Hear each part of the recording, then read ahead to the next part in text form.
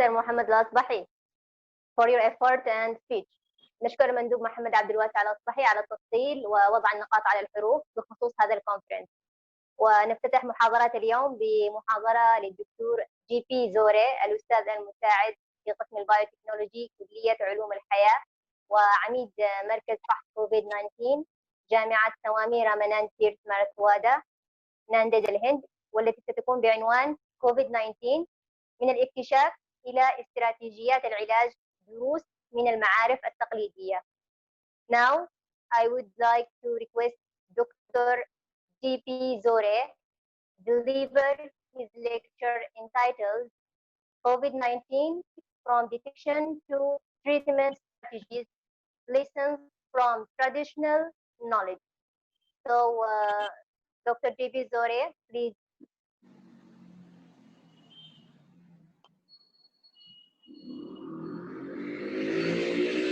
Okay. Hello. Yeah, good Hello, evening, yes. everyone.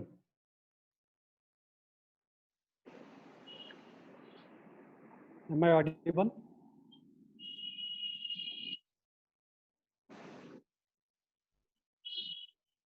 Am I audible to you? Okay, Mr. Okay. You are the Yeah. Okay. You're okay. Yeah. Okay. Thank you.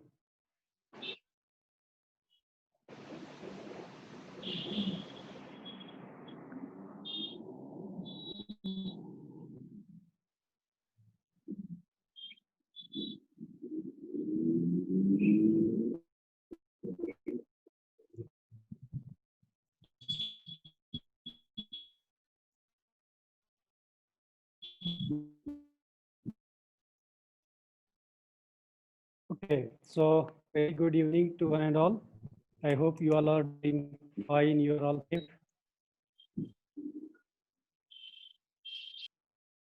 So I'm very much thankful to MNE Students Forum for giving me an opportunity to talk to you in this particular web conference, right?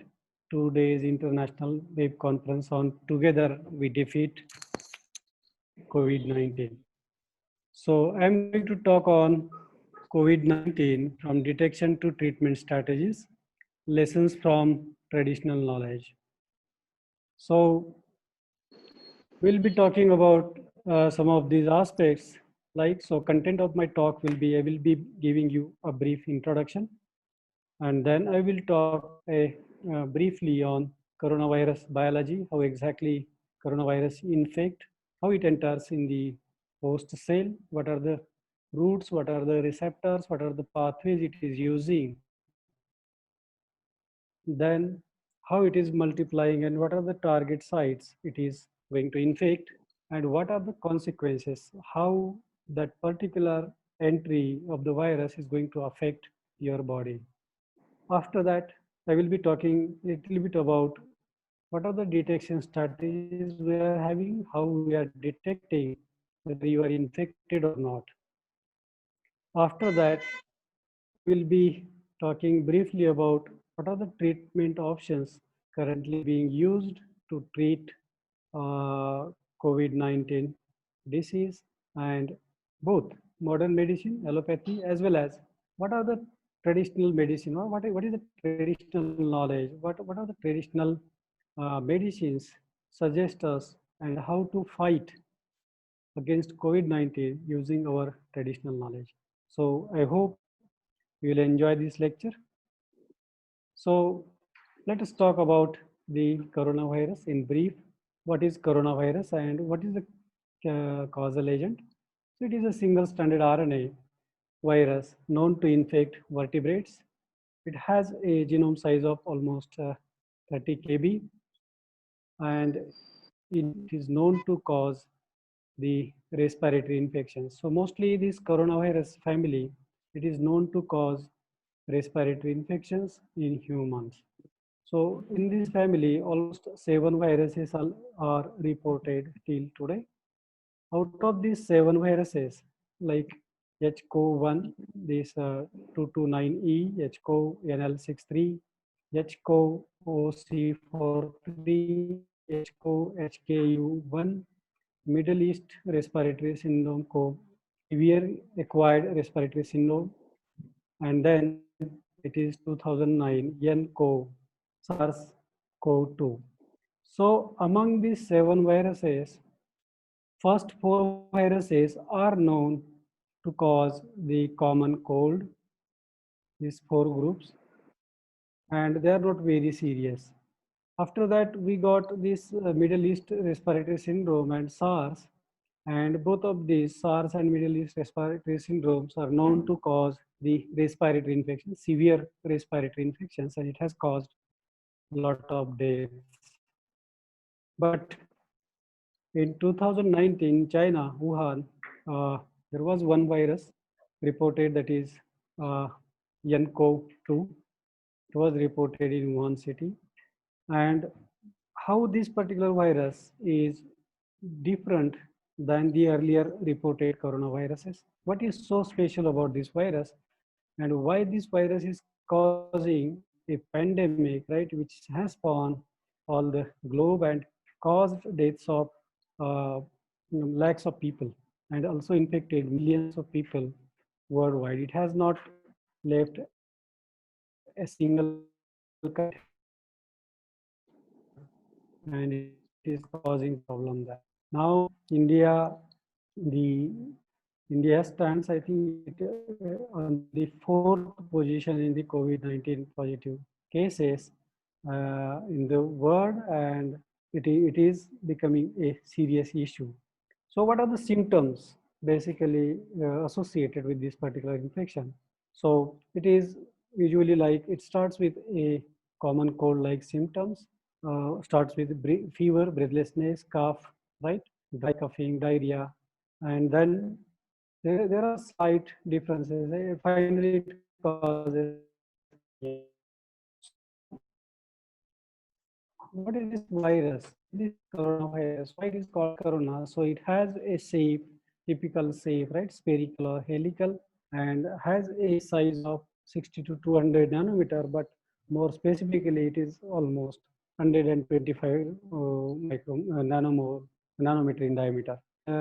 It has a RNA without segmentation. It has surface antigens and nucleoproteins internally, and it has got 2 types of proteins, basically E and S proteins. So S proteins, called spike proteins, are known to bind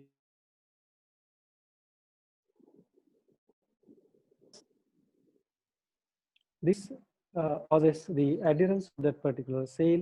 E proteins are nothing but the enveloping, small enveloping. They are abundant on the surface.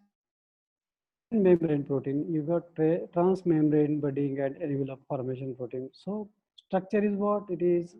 Its cover consists of viral glycoproteins, SNM, glycoprotein. It is richly glycosylated, high molecular weight, and is located in the outer membrane of envelope. So how this particular virus is infecting host cell? What is the biology? What is the level of this particular virus? So everyone knows viruses are growing through these two life cycles. One is lytic and lysogenic cycle. So typically, virus recognizes a cell surface receptors, and after binding that cell surface receptor, it is internalized. It enters into cytoplasm whole, where it hijack all the transcription and translation, basically translation machinery of the host, and transcribe all the genes present in the viral genome. And these genes will translate into the proteins required for the formation of virus particle. In addition to that, it is also replicating its genome using RNA-dependent RNA polymerase. And then once those proteins and RNA copies are ready, it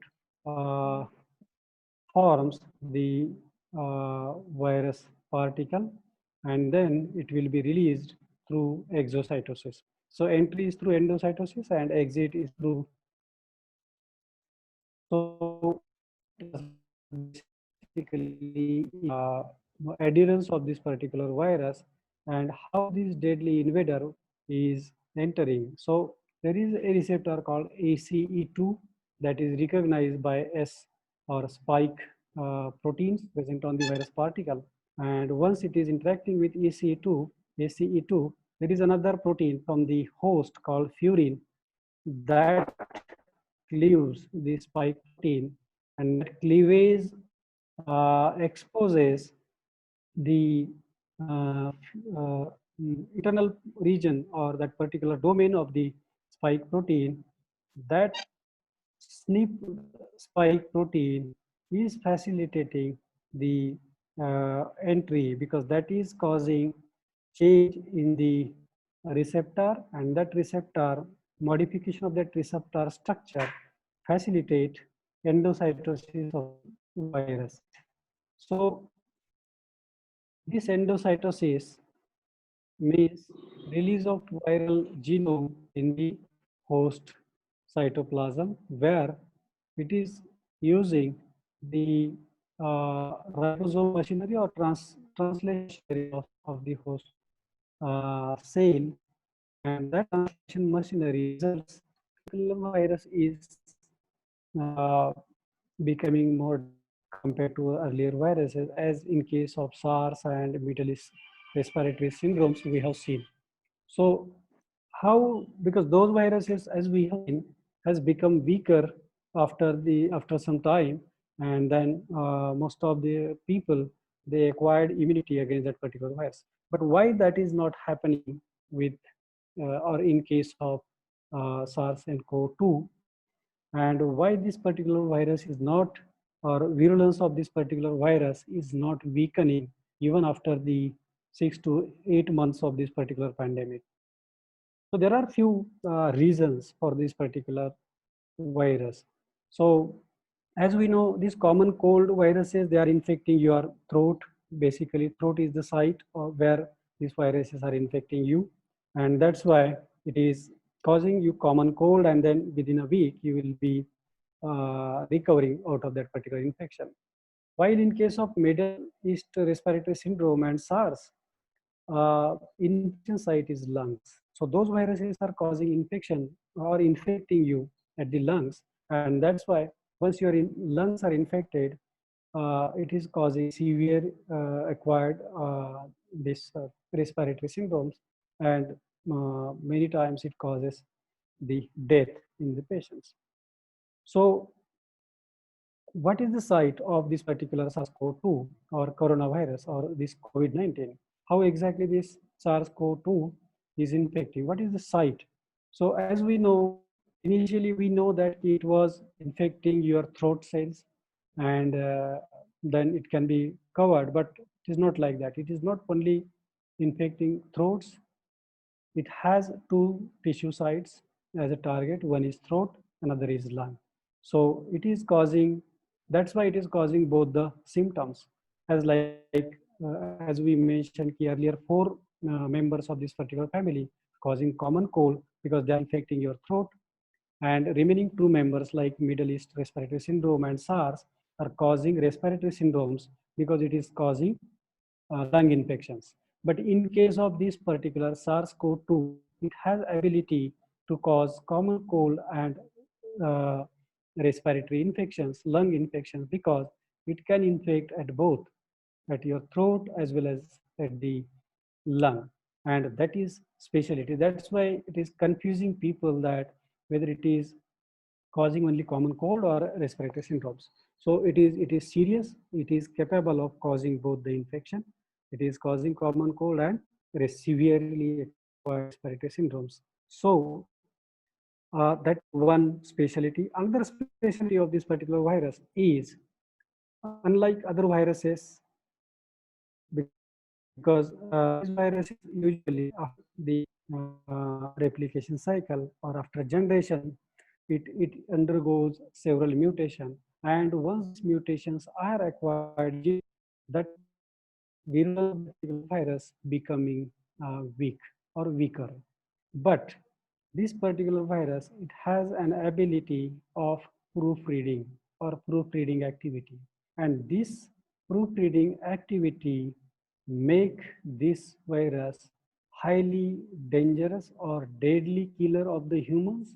Because this ability is not allowing any mutation to sustain in the viral genome. And as those mutations are not sustained, virulence of this virus is not coming down. It is maintaining its virulence ability, and that's why even after 8 months of this origin, that virulence of this virus has not weakened. So it is still more pathogenic and highly virulent strain because it is not undergoing those mutations very frequently, except human. In addition to these two specialty, first specialty is what? It can infect both throat and lung, and that's why it causes two infection. Second specialty is it is causing it is having proofreading activity, and this proofreading activity is not allowing that virus to undergo the mutation or that genome acquire mutation. Third and most important ability of this particular virus is recombination. It has a very good ability of recombination, and it is because of this recombination ability, it has acquired features from the viruses found in bat, right? And viruses found in the pangolin. So it has a genome, right? That genome is matching, almost 96% of that genome is matching with the virus found in bat. But that remaining 4% genome, it has the spike protein that is not matching with the spike protein of the virus found in bat. Perhaps that particular spike protein is more closely or more identical towards the spike protein of a virus found in pangolin. So it indicates that that virus has acquired these two features, that spike protein from the viruses from pangolin and rest of the genome from the virus found in bat. And these are the three specialities of this particular virus, making this a more dangerous virus. And what are the treatment strategies currently being tried for this particular virus?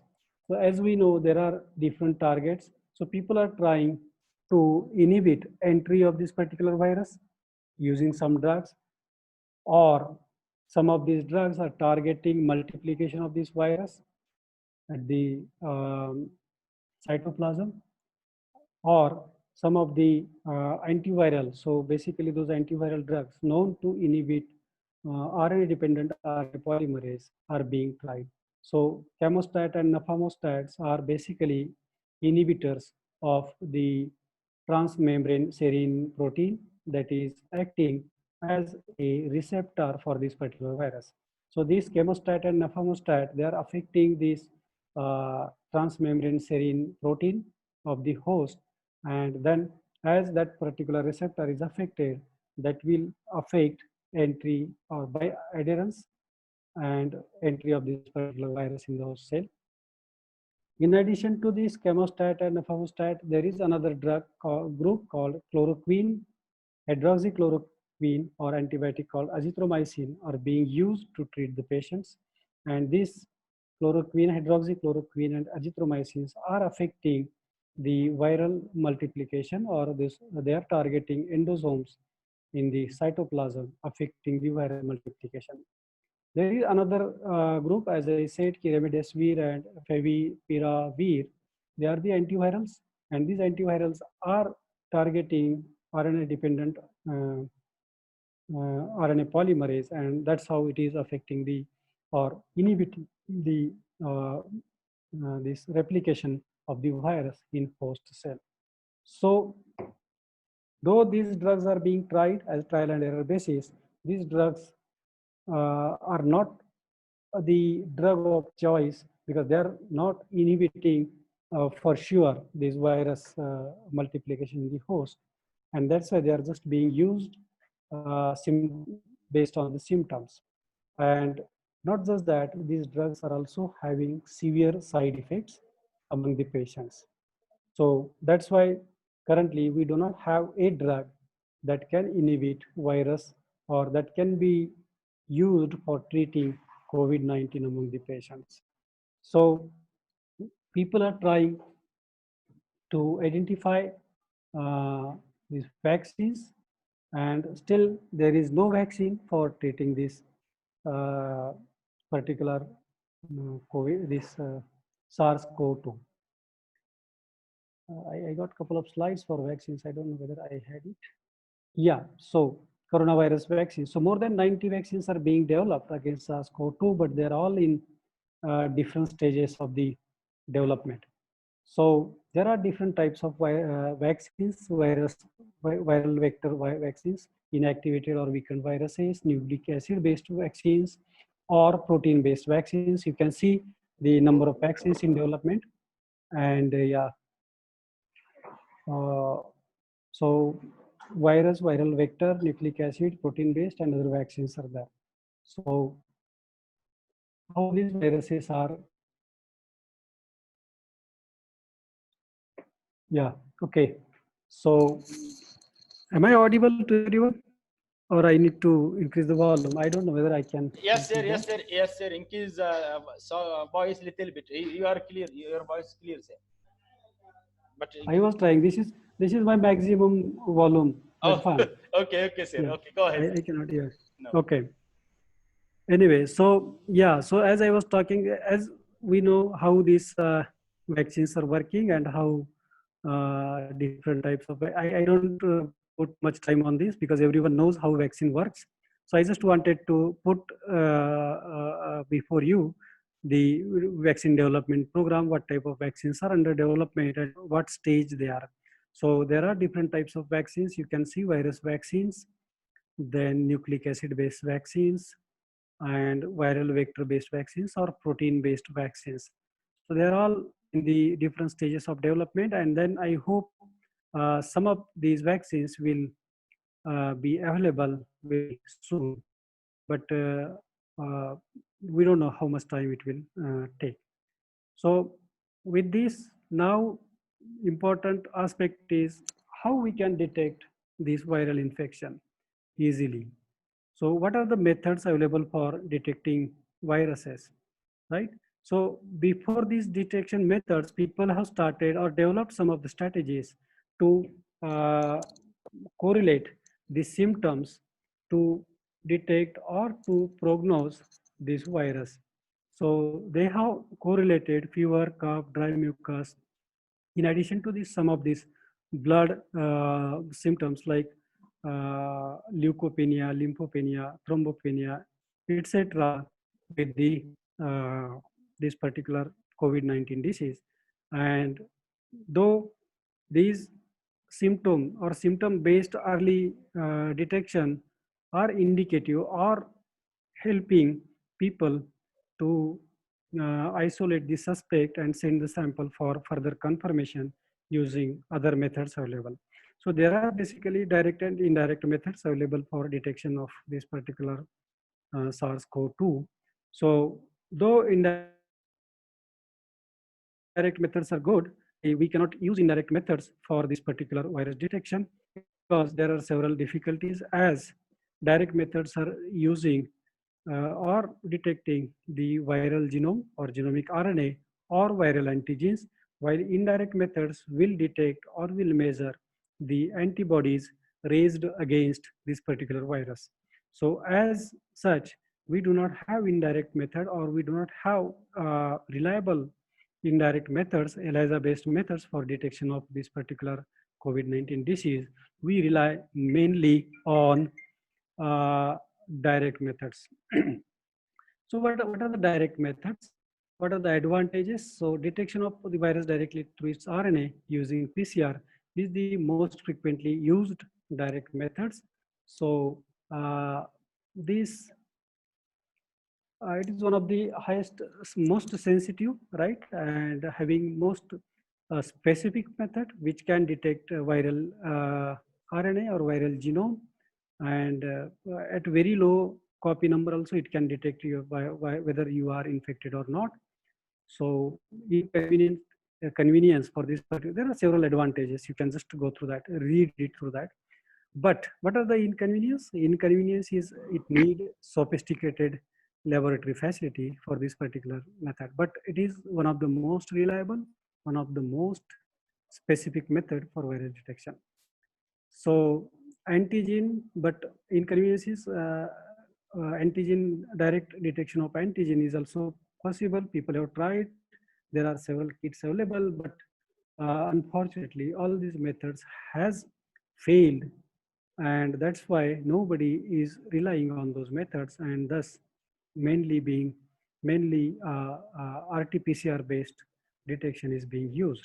So indirect methods, detection indirectly through the detection of immunoglobulin or antibodies raised against this particular virus.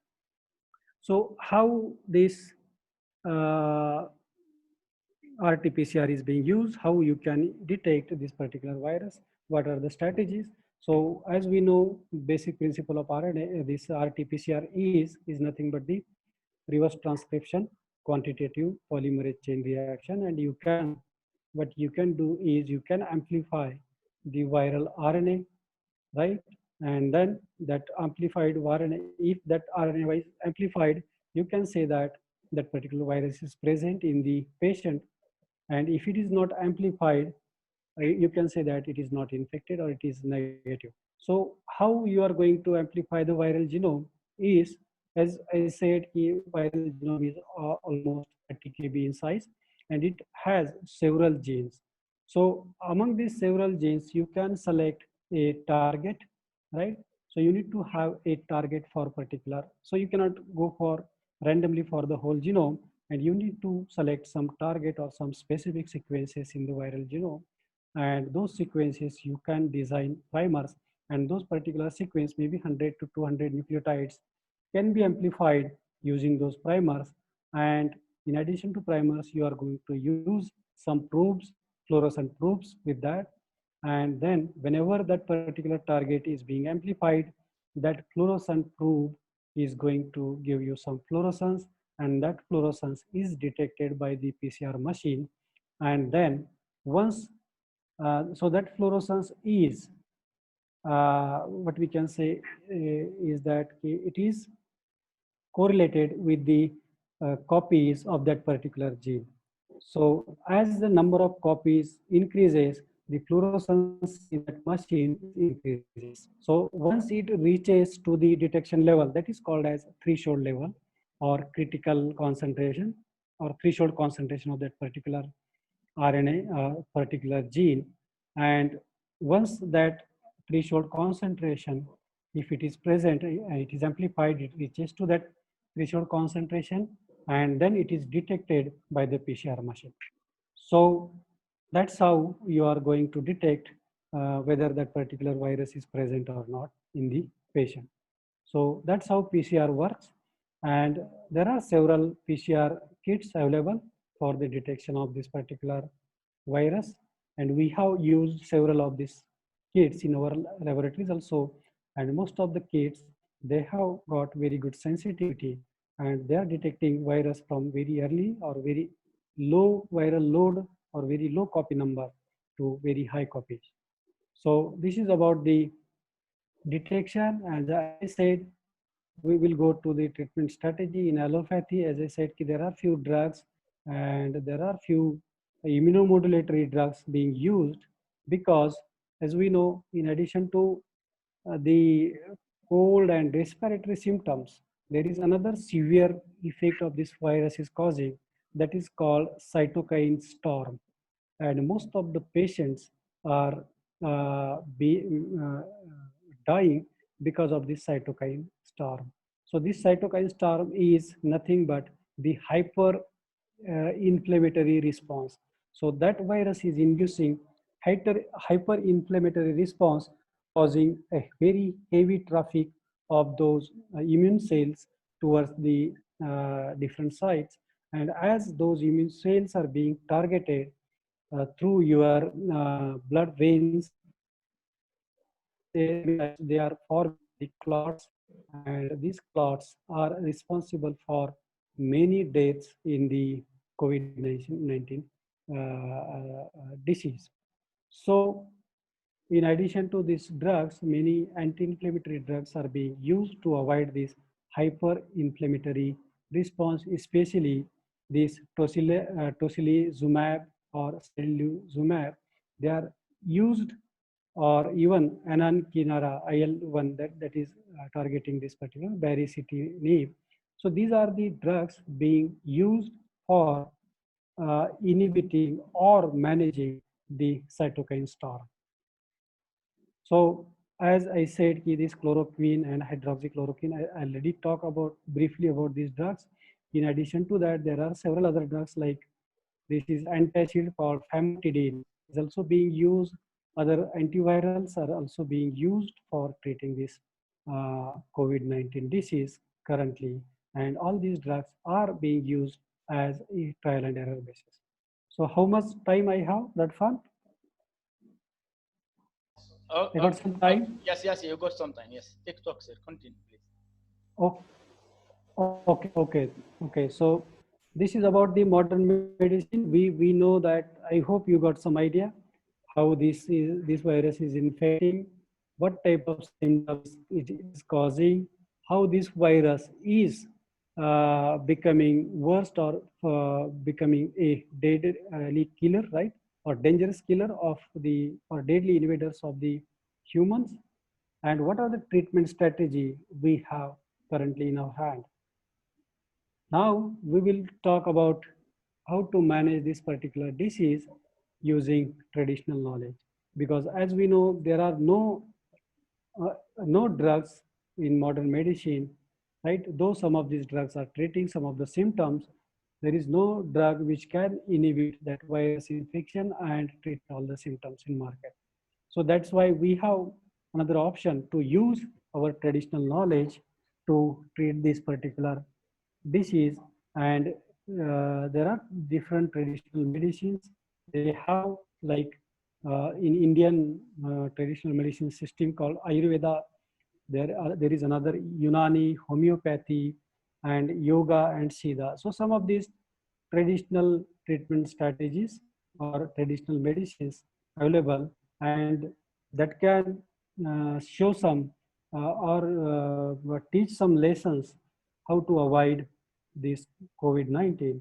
So let us talk about some of these things. So basically this Ayurveda, they have grouped those people in 4 different groups. Target group 1, where they have put all the people which are undergoing quarantine or home isolation, and they are being given a preventive treatment.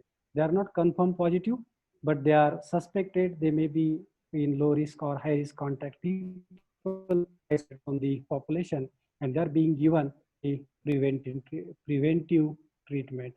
Second target group is is with the patients with mild to severe symptoms, and most of them are basically confirmed positive ones, and that's why they should be given symptomatic treatment.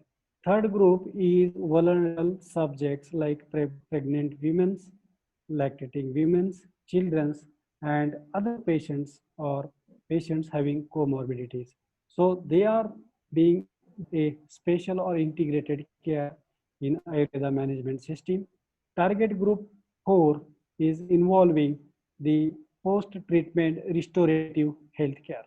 So these these are the 4 groups as per Ayurveda. They grouped these patients under this. Now, how basically these 4 groups are being treated using Ayurvedic knowledge. So target group 1, which is undergoing quarantine and home isolation, they are being given mainly immune enhancer or immunity enhancers. So there are several immunity enhancer drugs available in the Ayurveda. So we can use single drugs, or there are several formulation based on multi herbal formulations. So like you can see Tinospora cordifolia. So Tinospora cordifolia extracts can be given. So maybe 500 200 milligram for those as a immune enhancers.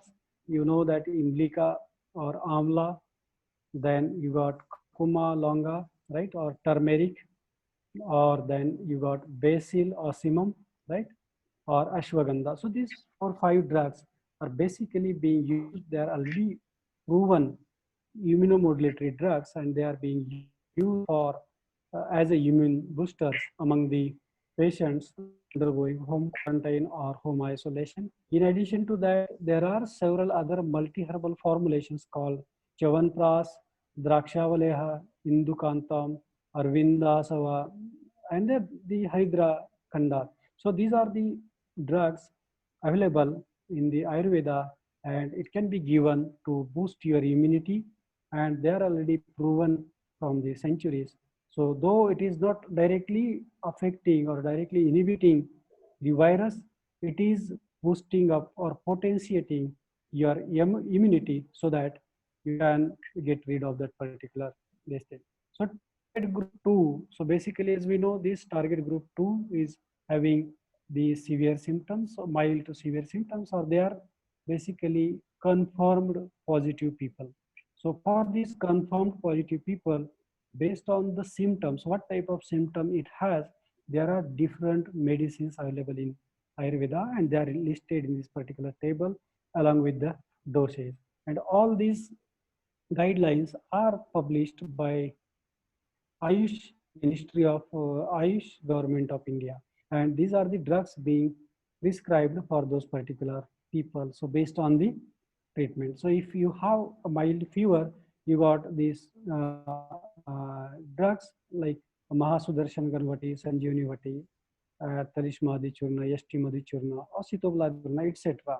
So these are the drugs being used for fever, cough, sore throat, congestion, headache, etc. But if you are not getting rid of this particular medicine, there are second line treatment strategy basically targeted for the respiratory symptoms. So where you can get Rikatu, Sida Jala, Vagrahi, Haritakleha. I hope you will be getting. So you just remember the name because you may not getting any idea what exactly these drugs and all. But these are available in the market, and you can just ask Mahasudarshan Ganvati, that person will give you this particular drug. So all these are all drug names, and these drugs are available in the medicinal shops. So then mild pneumonia in the last stage, you can find some of these drugs like Dhanvantira Gutika and some of these, right? So you can enlist. I will share this presentation to you people. If you كلهم find some. هلا معك انت بتسمع وين صوت مين؟ انا اسمعك. كيف تسمعنا؟ So yeah, so some of these drugs for the fever, sore throat, nasal congestion. I'm sorry.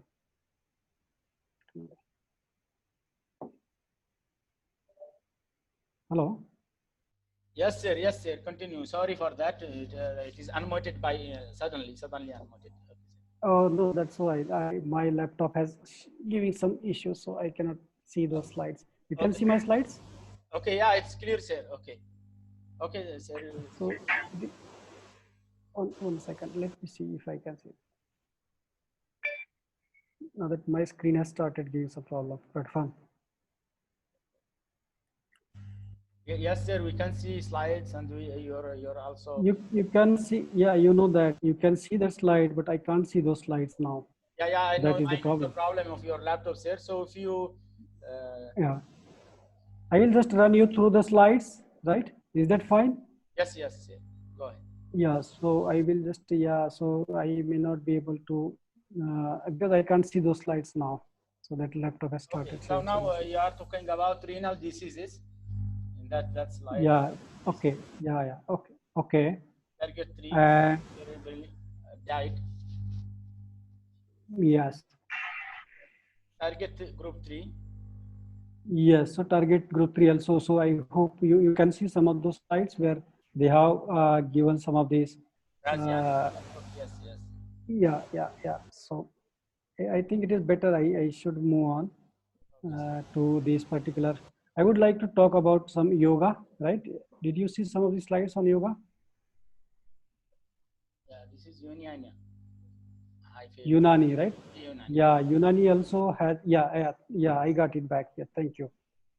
Yeah, fortunately I got the screen back. Okay, so you can see Unani also, there are several drugs available like Mubarak, Sharbat, Tutsia. I know that you know better than me, these particular Unani drugs, right? Some of these, maybe. Yes, sir. We So, know Sharbat and something. Okay. yeah. So then you got these Unani single drugs like Behidana, Inab, Sapistan, Karanjua, right? So some of these drugs are being used for this treatment, like some of these are immunomodulators, some of these are antipyretics, some of these are antiviral, some of these are antioxidants, right? And multiple pharmacological properties. And that's why they are being used in some of these symptoms.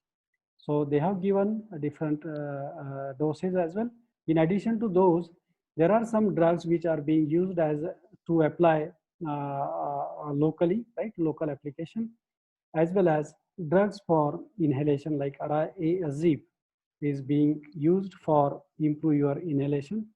In addition to that, there are antiviral drugs, right? Though they are not known or they are anti-SARS-CoV-2 virus activity is not known, they are being used because of different antiviral uh, activities reported against different viruses. So some of these drugs, you know that they are common, they are found in Ayurveda as well as they are also found present in the Unani. Only difference is the name and dosage. So yeah, so this is immunity enhancer, and then specific recommendations for this particular through Unani. So you can see there are December, Trinosporia. So these plants are common, and formulations are different. That's all. So this traditional knowledge, it has got several commonalities. So that's how they are being used. So yoga is one of the most important traditional knowledge system India has, and this yoga can help you improve your immunity. And then that once your immunity is good, it is in shape, you can avoid several infections, and that can through yoga you can improve all your this thing, right? Respiration and all this immunity. So basically there are 10 minutes yoga practice prescribed to avoid this infection initially. So it starts with prayer and then loosening practices, including the neck bending, shoulder movement, trunk movement, etc. Then there are different asanas like Tadasana. So the palm tree posture, the half wheel posture, right? The hair posture, the cobra posture, all these asanas, right, or postures prescribed in Ayurveda, this yoga are going to help boost your immunity as well as boost your this respiration. So you can improve from 10 minutes yoga to 20 minutes yoga and to 45 yoga, and some of this posture for this particular yoga, you can start with prayer.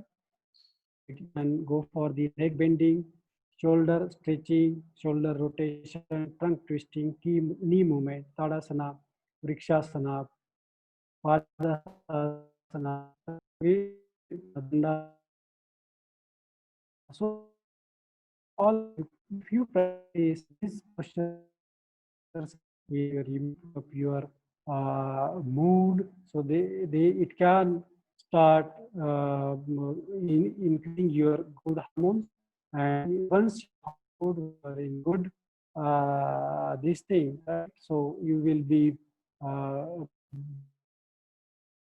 free, so you feel less stressed, and if you are feeling stress, you will be having less panic, and then that's how you can get rid of this particular or you can fight this COVID-19 using this traditional knowledge. So there are different methods for treating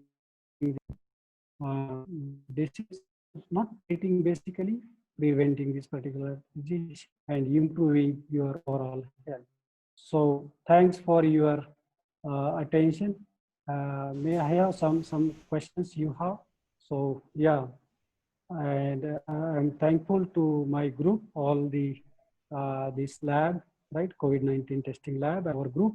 They are working really hard, and yes, we have tested more than 9,000 samples till today in a month, and still going on, and we are working 24/7. And yes, I'm proud to say that Radfan is part of our team, and yes, credit goes to him for arranging such a nice program and giving me an opportunity to interact with this M&A Students Forum. Thank you. Thank you. I'll be very happy to answer any question if you have. Thank you, Radfan.